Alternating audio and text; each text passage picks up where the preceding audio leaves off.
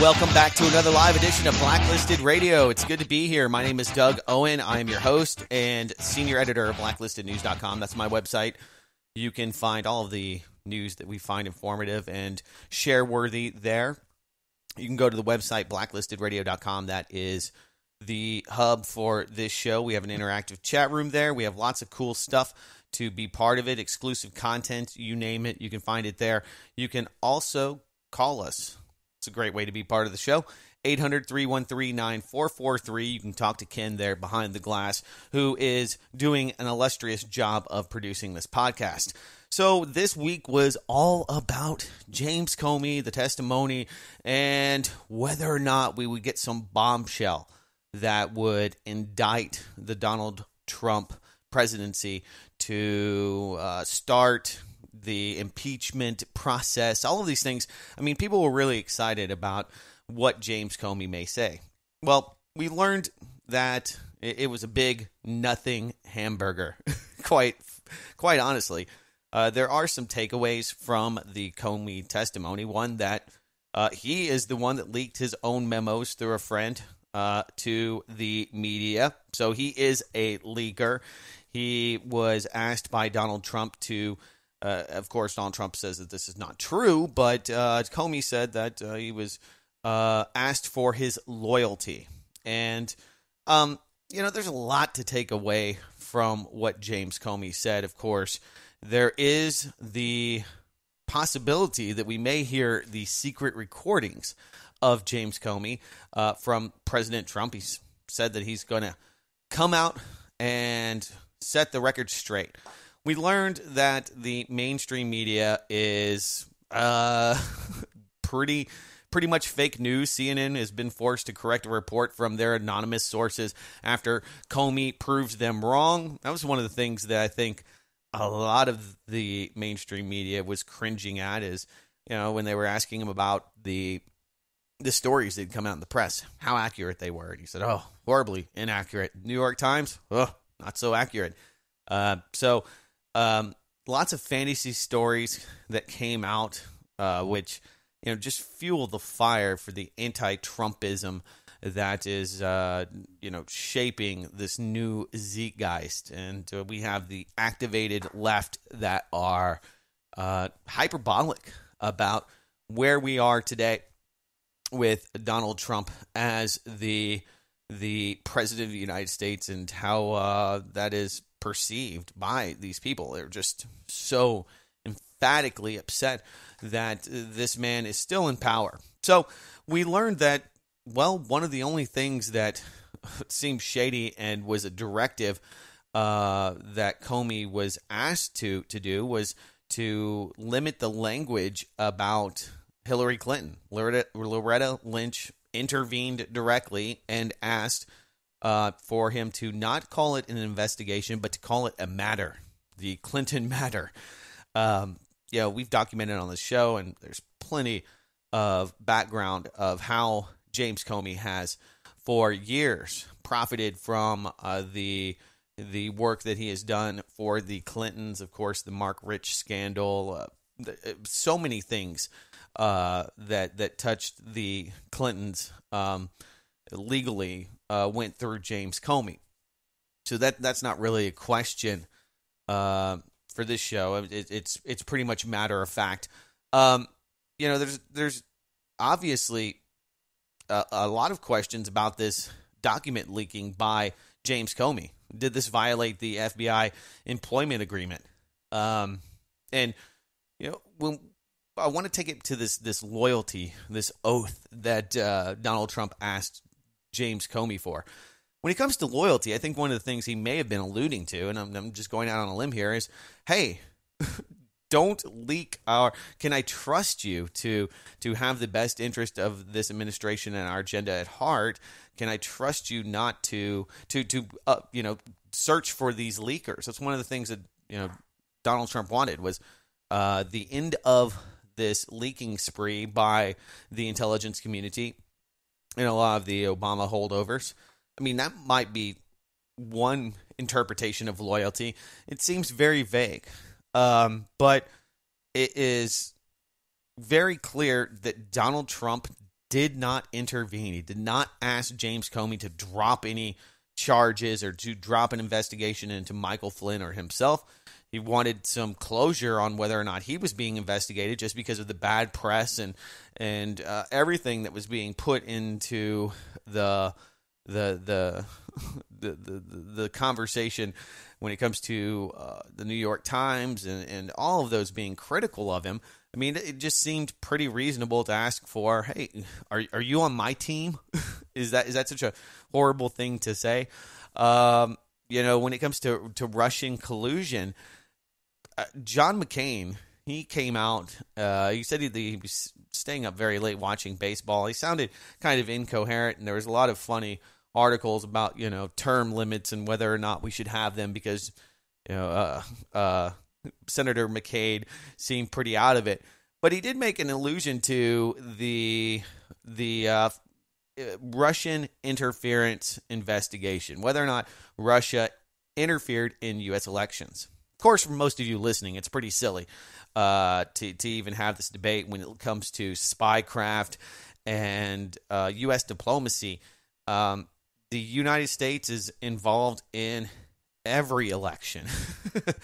You had Barack Obama coming out and campaigning for Macron, the overwhelming now, I think, French president. He is being very vocal. I mean, just to sidebar some of the silliness this week, Macron asking for all of you scientists that are trying to escape the scientific dictatorship under Donald Trump can now flee as refugees. You can join the ranks of many other refugees there in France. If you are a climate non-denialist, you are pro-climate change, and you're beating that drum, then there's a place for you in France. Nonetheless, sorry. We could talk about France all day long. Oui. No point. So you've had, Barack Obama endorsing people directly. I mean, the U.S. government, and that is, very minimal. I mean, direct intervention, U.S. imperialism has been well documented. Case in point, Iran with the ouster of Mossadegh in 1953. Perfect example of the U.S. intervening in other elections and steering the course in foreign affairs, international affairs. So RT, propaganda, the Russians. Well, one of the things that, back to John McCain, he was trying to articulate, and he didn't do a very good job, and I'm probably not either, but he was saying that how could you close the investigation into Hillary Clinton if you still had an ongoing investigation into Russian hacking? Because by all accounts, the Russians, the U.S. media, Nate Silver, just about everybody had it in for Hillary Clinton to become the president here in 2017, to take the reins for the next 4 years of the White House. And so if they were involved, I mean, why would they be hedging their bets and working with Donald Trump, who has been completely isolated from any kind of pro-Russian stance? If anything, they may have had a better hand with Hillary Clinton as president of the United States, maybe, because Russia, of course, because of this ongoing push to put Trump in collusion and to prove that there is collusion between the Russian government and the Trump government, or their incoming team, has pretty much put them at a stalemate with any kind of sanctions. I mean, if he lifts the sanctions on Russia, obviously the blowback and the response will be just overwhelmingly negative. So in a lot of ways, the Democrats and the liberal world order have been able to subjugate Donald Trump. Now, that brings us to another huge story that happened this week, something that seemed to come out of nowhere, and that is what is happening in Qatar, as everybody's calling it. It used to be Qatar, and I guess the news media caught on. It's like the difference between Iran and Iran. Iran is the right way to say it. Iran, which is popularized in the U.S., even U.S. media, even very academic and smart people say Iraq rather than Iraq. Same thing with Qatar and Qatar, which somehow gets abbreviated into Qatar. So to Qatar we go. We found out, I guess it was Wednesday, that the GCC was isolating, ostracizing, and putting a naval blockade and embargo on this very, very small but very powerful and very rich country, Qatar. And if you've looked at the map, you can see the little peninsula speck that is Qatar there alongside Saudi Arabia, Oman, and all of the other adjoining countries. So, of course, big question, what happened? Did this come out of nowhere? Now, during the 2016 presidential election, the run-up to January 20th, we had a very brazen and forthcoming, and I thought quite honest, Donald Trump saying that Saudi Arabia was the culprit, that they are harboring and financing terrorism across the world, and that they had to stop, and that the U.S.'s role would be to push back against Saudi Arabia. And, well, I mean, we know how much terror has been exported.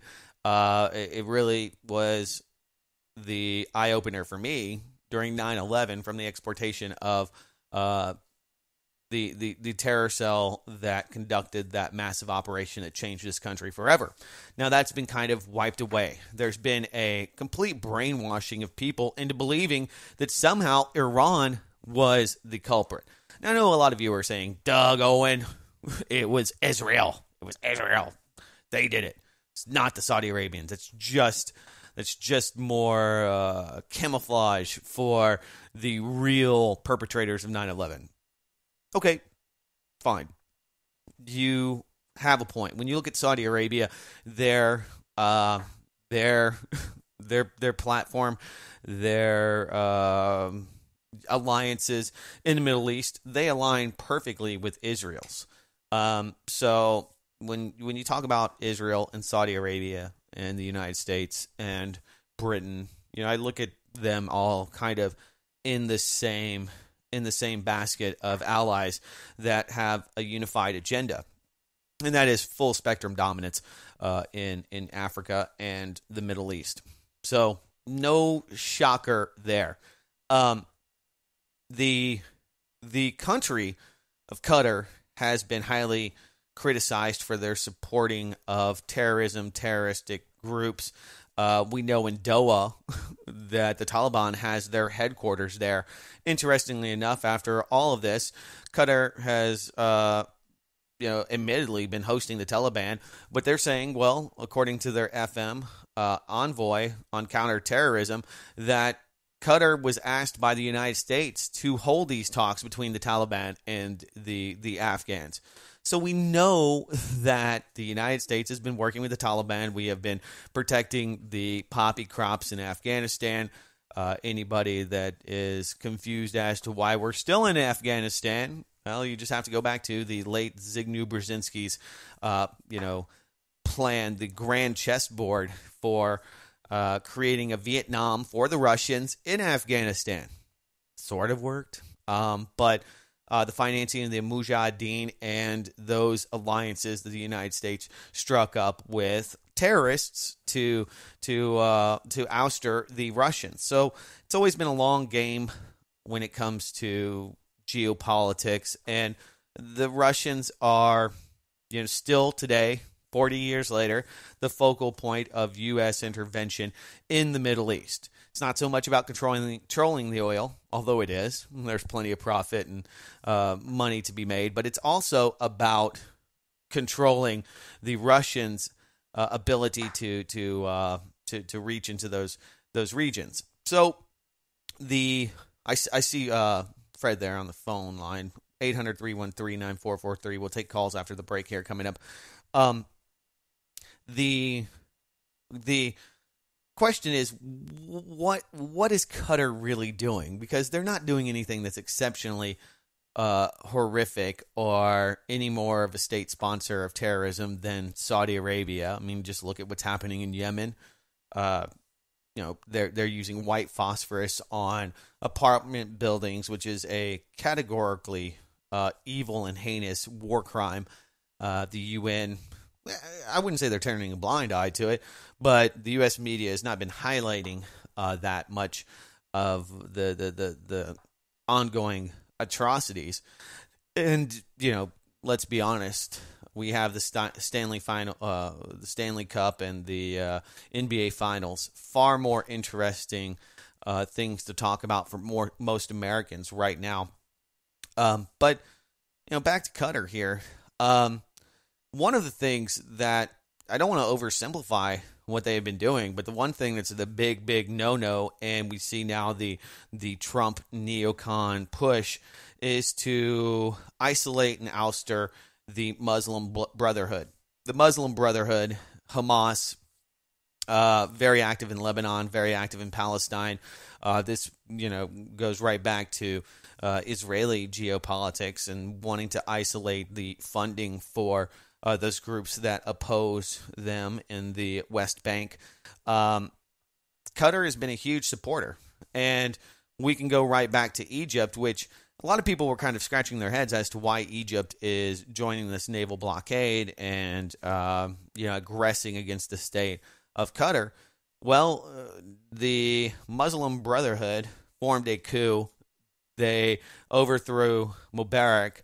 And just recently, we had the ousting and the potential or quick civil war that took place in Egypt that didn't get a lot of fanfare here. But we had the regaining of control by the al-Sisi and his party. So the Muslim Brotherhood has been kind of making trouble, especially in Egypt, definitely in Palestine, Lebanon. And they are directly linked to Iran. Now, Iran is if you're wondering where they lay in all of this, they are now sending warships to Oman. They are flying food to Qatar. So this has been a huge shift. And, all of the great campaign rhetoric and, very accurate and tough talk that Donald Trump did against Syria in the campaign in 2016 has completely shifted. Consortium News, Robert Perry has done some great work on explaining this transition to more of a U.S. pro-Saudi Arabian. And we saw that as a transition from Barack Obama, who was kind of pro-Muslim Brotherhood, Umar Abedin, the longtime confidant, and we'll just go ahead and say it. Most likely, sexual lover to Hillary Clinton has ties to the Muslim Brotherhood. Barack Obama was pro-Iran, and it's hard to find great people to say I support this over that. But when it comes to Iran, they do have elections. They do have a pretty secular government, and they don't, or non-secular, and they don't have the extremist ideas and misogynistic platform where, it's just, you look at Saudi Arabia, they're 500 years in the past, and you look at Iran, and until we had U.S. intervention and the rise of the Shah and the Savak, you had a pretty westernized country that was well on its way to integrating into the New World Order. What happened? You can be part of it, 800-313-9443. Hit me up on Twitter. My handle's BLN Radio. We'll talk to you on the other side.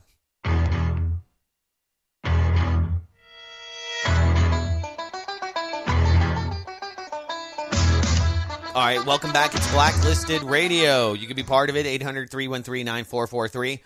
To the rescue, Qatar will pay John Ashcroft $2.5 million to defend against terrorism accusations. Fly like an eagle. I won't play the bed I have of John Ashcroft singing. But, the Al Jazeera network is now being banned, and their ties to CNN and to Qatar, that was a big row just about a year ago, producing these pro-Qatar segments and running these advertorials. You see them in newspapers. They look like they are news. It's really, it's quintessential fake news. It's news articles in the newspaper that look like news. They're designed to be news-ish and to fool the readers, and they were all pro-Qatar. So how far have we fallen? Of course, the FIFA 2020 World Cup, that's up in the air now as to where that may land.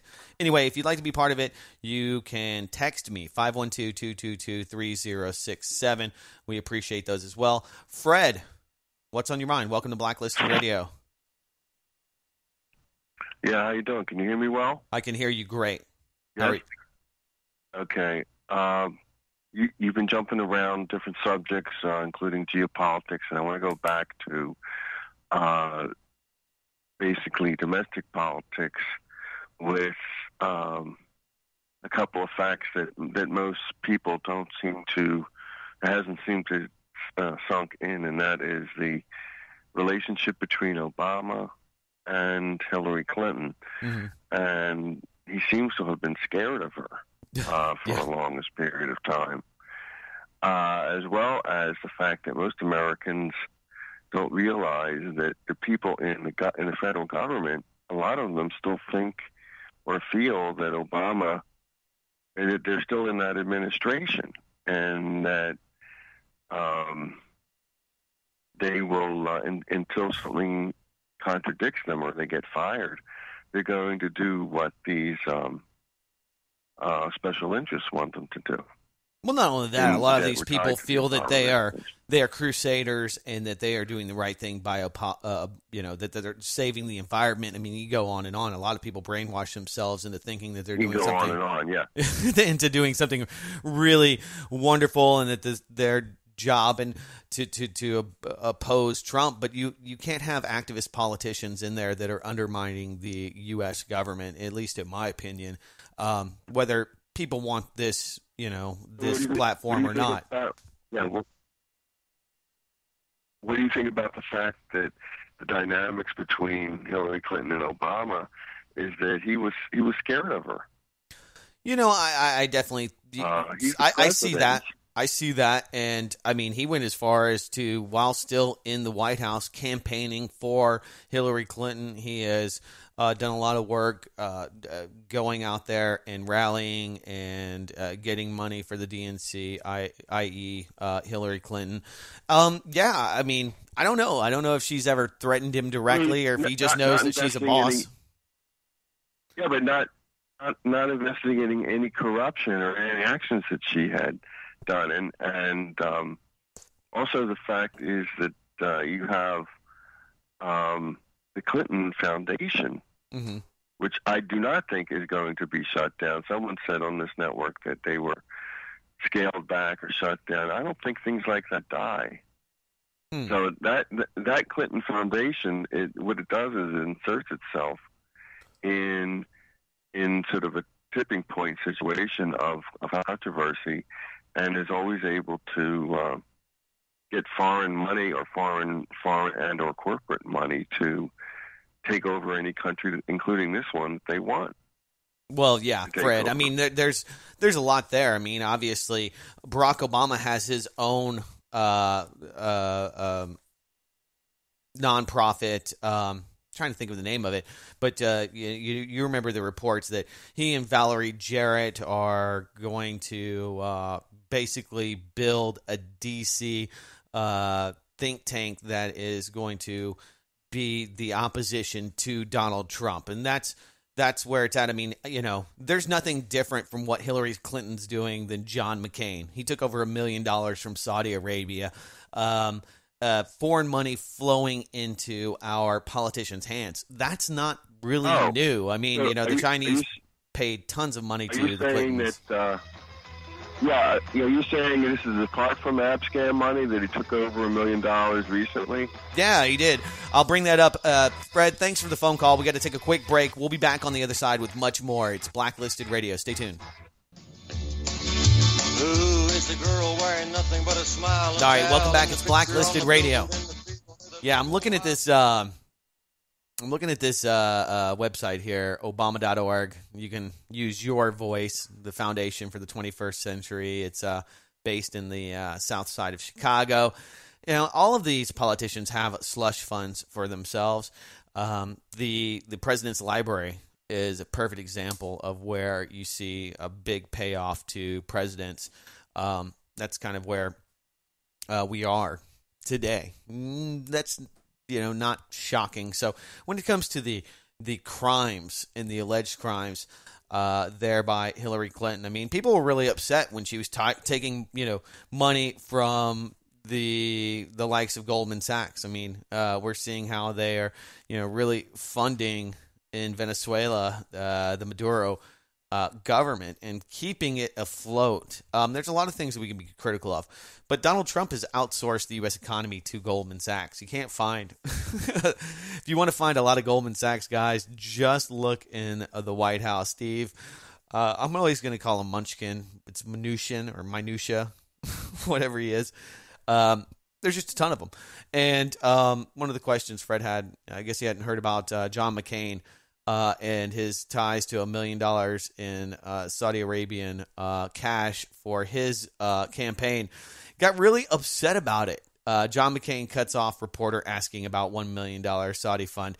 Go to Google. I don't have it hooked up here. I've got plenty of technology. I just didn't have the board hooked up. I could play it on the podcast, but everybody listening on a live stream on RBN wouldn't hear it.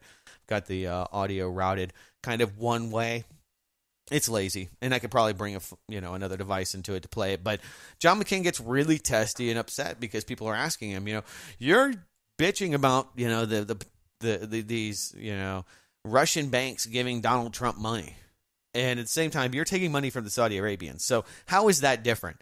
I mean, Saudi Arabia is a known terror exporter. They export terror and they finance terror. Donald Trump himself said it. That when it comes to ISIS, the funding goes right back to Saudi Arabia. Now, he's changed his tune. He's definitely a little bit more neoconservative now. And look at the people he's surrounded himself with. So, there you go. That's why, when it comes to, I guess, Fred's question about him being scared, would Hillary Clinton murder him if he, ran afoul? I don't know. I mean, they're all part of the big party, and he did a lot for Hillary Clinton, and she probably has a lot of things that she can be thankful for that happened to her under the Barack Obama administration.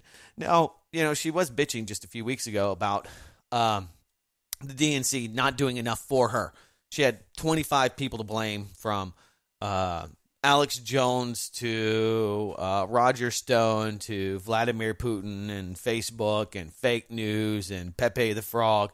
I mean, we can go through the list of people that conspired against Hillary Clinton. Breaking news: Donald Trump colluded with the American people to steal the election. That's the one thing I take away from it. So, CNN, fake news.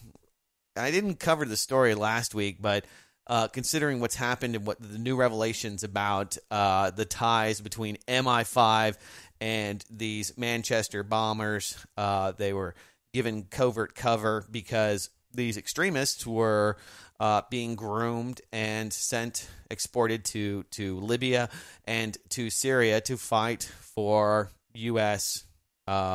Western interests. And so that's kind of, it's a big story. It should be the involvement of MI5. But anyway, when we had the terrorist attack, CNN was caught red-handed staging this new low for the liberal left, and that was this small crowd of mostly female Muslims that they basically pushed into a postcard perfect stand together peace protest that they were caught pushing these people together, creating this fake news. And that is what the media does. They shape the perception of viewers, and they try desperately to push their own agenda. That's what CNN was caught doing. 7 Londoners were butchered by an Islamic terrorist as they partied in pubs. One guy got shot in the head by police, lived. And so there was already a very negative response. So CNN, they have done their best to propagate this. Nothing to see here, nothing to worry about. There is no culture clash. There is no culture war happening. Everybody's integrating just fine, and nothing to see here. When you look at, just the statistics, 60% of Muslim Americans think that suicide bombing is justified. It's pretty appalling. It's only 1 in 2. About 50%, 60% of Muslims in this country sympathize with suicide bombers. But you go into Pakistan, you go into the Middle East, you go into Saudi Arabia, that number goes up to 80, 90%. So when you have that kind of mentality, you have those kind of people that are being brought from countries that, let's just be honest, are completely backwards. You're going to have a huge clash. And CNN has done everything it can to try to hide this. I saw this crazy story about this Syrian refugee in Canada, and he had beaten his wife with a hockey stick. So, welcome to Canada, start beating your wife with a hockey stick. So he was arrested, and the guy said, I had no idea I wasn't allowed to beat my wife with the hockey stick. And then he said it was really the Canadian government's fault for not telling him that it was wrong or illegal for him to beat his wife. And then he went on to say that his wife and children needed to be better to him, and needed to be better to be better children, and to be a better wife for this man. And it's just one, fine example of the kind of people that we're bringing out of the Middle East. Nothing against them. They have lived, when we here in this country, I think we've evolved. And this might sound really controversial to some of you, but when you go to the Middle East, you still have witch hunts. You still have people being burned at the stake. You have people being whipped. Saudi Arabia is a perfect example of this. You still have people that are killing people for being gay, or for having atheist viewpoints, or not being in line with the official state religion. And here in the U.S., we had that. We had the Salem witch hunts, and we had a lot of brutality over the last few hundred years. But here in this country and most of the Western world, we have evolved past that. We've evolved past that. We don't have witch hunts anymore. We don't burn people to stakes and get together and talk in tongues and the like. At least not in a large way. Sure, there's some pretty weird people, but that's not the overall viewpoint of people. That there was a time where lynchings and mob justice and honor killings were okay in this country, and we evolved past that. You go to the Middle East, you go to Syria, you go to a lot of places in the Middle East, and honor killings, that's normal. Beating people because they don't believe in your God, or they dare question their government or the leaders. That's a really repressed culture that is being integrated. You're going to have issues, and it's not racist or Islamophobic to say those things. It is a reality that CNN and others in the liberal world order would like to hide from the people. It's pretty telling, isn't it? So the Manchester bombing, the connections to intervention in Libya. Despite initial claims by the British government, it is now clear that Salman al-Bedi, the man responsible for the bombing of the Ariana Grande concert in Manchester, England, was not a lone wolf, but a member of a terrorist network living in the United Kingdom under the protection of the government. Now, this isn't conspiracyplanet.com. This isn't from Alex Jones. This is from the London Telegraph. The UK has hosted a group of Libyan exiles with links to Al-Qaeda in Manchester for decades. The exiles were part of the Libyan Islamic fighting group opposed to the Gaddafi government. Now, just like Tony Blair, that a few years ago loved Gaddafi. They sold Muammar Gaddafi millions, maybe billions of dollars in weapons for him to oppress his own people, although he didn't use that. And I'm not here to say that Muammar Gaddafi was a great guy, but he was a better alternative to what the people in Libya have there now. Now, of course, washed from all of this is the reasoning, the dossier that the young man left, saying that the reason that he wanted to right the wrongs, why he wanted an honor killing for the people of Syria, is because when he went there, he saw the blood that was on the U.S.'s hands, and he felt that something needed to be done. Now, I'm not a justifier of blowing up innocent people. Does not produce positive results ever. That's why I'm not a big fan of U.S. foreign policy. I never understood, and I don't understand how anybody can believe that you can bomb people. You can kill enough women and children to where you'll have people accept democracy as the ultimate government, that it is somehow better than what they have there today. Although I think it is.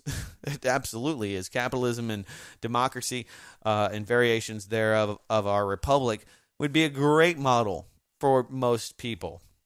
But you also have to understand that in the Middle East, you have people that are living 500 years ago, maybe longer. You have a different culture that may not be able to adopt and accept the Western values that we hold dearly. Unfortunately, in this country and especially in Europe, we are kowtowing to this culture war by repressing our freedoms and the things that we support as a Western liberal democracy, and the ideologies that we hold dear and true. Freedom of expression, freedom of speech, freedom of the press. These are things that a lot of people coming into these countries just don't understand. So beyond that, other than the inability of some to assimilate into our government, you now have people that are being groomed for these Western operations, and so it's not a huge jump to accept or understand that yes, when you fund radical terrorists, fund them directly, train them to go after adversaries on the battlefield, and you do that at home, there are repercussions, and not every one of those people, no matter how well the MI5 or CIA handle them, are going to do exactly what you want. Some of those people will rebel. Some of those people will, be changed by what they see on the battlefield. So many of these guys were fighting in Libya. They were fighting in Syria. Were able to come back to the UK, and even though the government knew about every one of them, and we live under a complete surveillance state, a complete police state. They were unable to protect citizens and unable to predict the outcome. If you believe that, I mean, that's the narrative. Some of you might think that the government wanted this to happen to consolidate more power. Theresa May, who's not doing too good right now in the upcoming election, said that she wanted to shut down the internet, that we needed a Chinese-style government-regulated internet to prevent terrorist attacks. So rather than, emboldening our Western democracies, she's saying that we need to look to the Chinese model, where you have an all-powerful government that decides what the citizens get to see, what they need to read, what's in their best interests. And that's the exact thing that we are supposed to be fighting.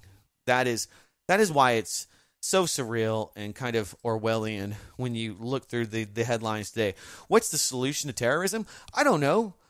Giving the terrorists everything that they want. Destroying our way of life. Making us cower and hide in corners. Being petrified to say what it is that we feel.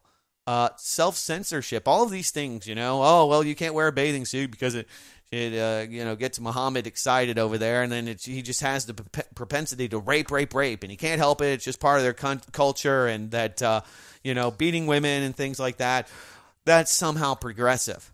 And I know that it's been a long time coming, but now we're starting to see this all manifest. It's been metastasizing for years.